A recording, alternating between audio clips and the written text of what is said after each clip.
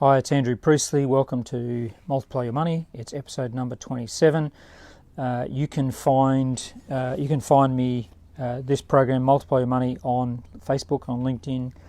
It's a podcast on Spotify and Apple Podcasts, and it's also on YouTube. So go looking for that stuff. Don't forget to subscribe and like what you're hearing.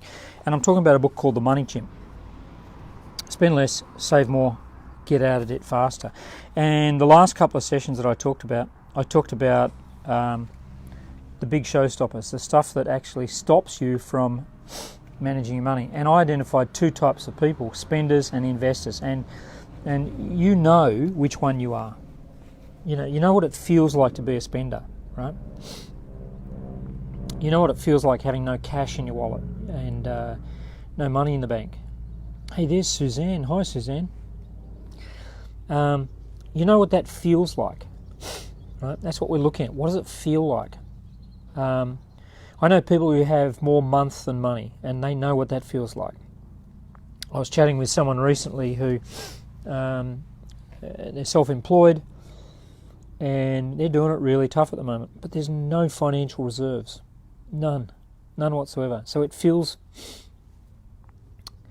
just packed with anxiety all the time. So the distinction about a spender and investor is spenders spend more than they earn, and investors spend less than they earn and they invest. Okay, but I was talking about two roadblocks, and these are the things that won't even let you move from spender to investor. And this program is about getting you to think like an investor, and think a lot more broadly than someone who invests in shares and stuff like that. Think about investing your time, investing your energy. Okay, but the two big showstoppers for most people, and I'm reading from here,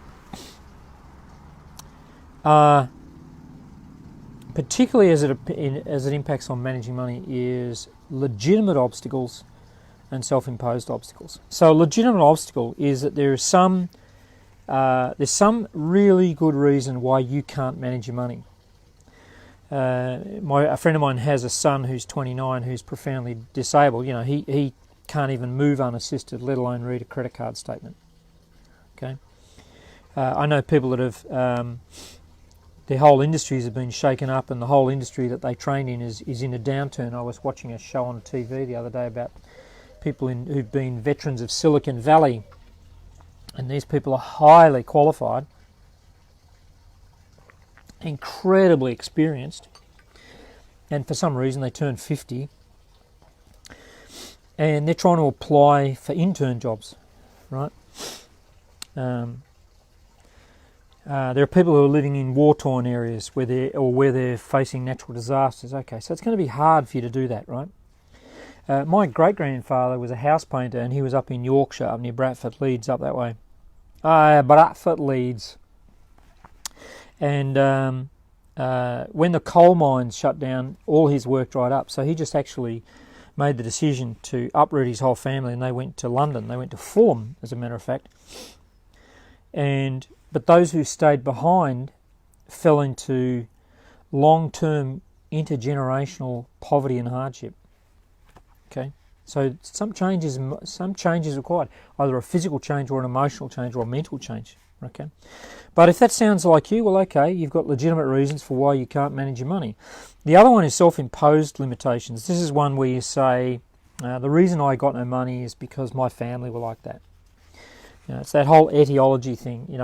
My family is to blame for why I'm no good at managing money. My family didn't teach me about how to manage money. There's a lot of people. In fact, my bank estimates that about 90% of Brits have exactly that issue. And yet I've run money workshops for university students, 18 to 23, and some of them are doing finances tough, and some are doing really well. And I ask the ones who are doing it tough, why is it tough for you? And they say, well, because my parents were long-term career welfare recipients, and we never had money, and that's why I've got no money. And the people who are doing well, I'd say, how come you're doing so well? And they say, well, my family were long-term career welfare recipients. We never had money. It's the same reason, same circumstances, right? It's just one decided to crack on and the other didn't, right? One decided to invest in themselves and the other didn't. Okay. Some people say my circumstances are so dire I can't move out of it, but and I accept that may be true. I accept that there may be an element of truth to that. Yeah. But I've met people in absolute dire circumstances. I know what it's like to go to the supermarket checkout, and there's no money. Okay, and you owe a lot of money. There's Nerman. Hey, Nerman. I know what that's like to actually go through that, right? And for me, I made the decision. I not only had a massive bank loan, I'd lost a business, I had a massive business debts. My credit card was maxed out and no money in the bank. Well, I took a second and a third job, firstly to pay off credit card debt, to keep the wolves from the door and pay off credit card debt.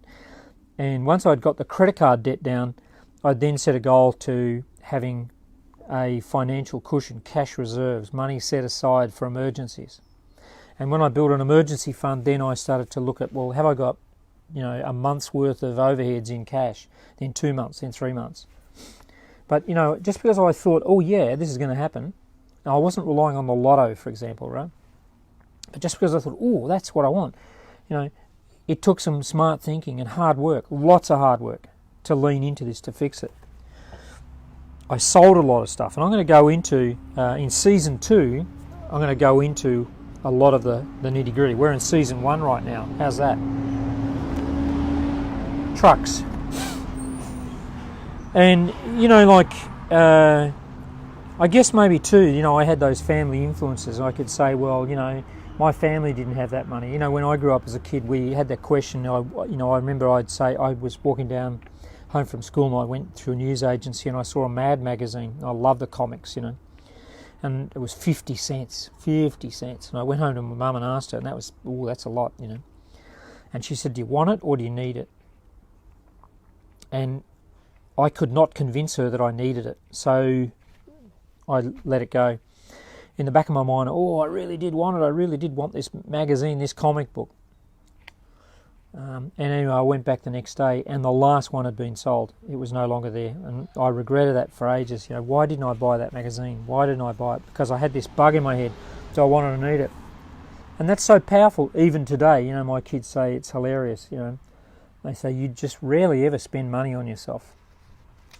Very generous with money, but rarely do you spend anything on yourself. Because I still have this: do I want it or need it? And I live very quietly and very frugally as well, And I grew up in a family where our family didn't borrow money. We didn't have bank cards or credit cards. We didn't take bank loans. My grandparents had lived through World War I and the Depression, and through food rationing in the 1950s in the UK. And then they went through the horrendous 1970s, right? So I'm really sure that a lot of their money worries rubbed off on me and impact the way I am with money to this day. So I'm very careful with money. Okay. And, I was born 15 years after the Second World War ended, right? Around about that time. And yet we were taught you've got to eat everything on your plate and there's no dessert until you've finished your mains. Right? And I still eat like that. And my kids go, you eat like you're on rationing, Dad. And yet my parents had come through rationing. That's how I grew up. Now I have good money. I'm very good at managing money. I'm good at making money and managing money, right? I have very much of an investor's mindset. Okay. But here's what I want you to do. Your mindset is just like software, right? For example, and I've written down here, you wouldn't run, if you've got a PC, you wouldn't run Windows 4, or if you've got a Mac OS 3, you'd get the latest versions of those things, right? And yet I know a lot of people who are running on old software, old money software, in their mental software, right? And they do stuff like, they then say, well, I'm no good with money, and that's the closed loop. Right? They button up their whole argument. I've got no money because I'm no good with money, which is a circular argument. There's no accountability there. And that tends to typify a spender. A spender will say, well, I've got no money and I'm no good with money, so therefore I just put up with and just moan about the fact I've got no money. Okay.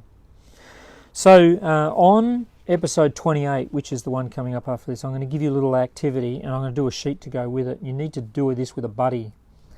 It's going to be a buddy one. But episode 28, I'm going to give you the instructions, really cool instructions to do a little activity that is quite enlightening. So I'll see you then.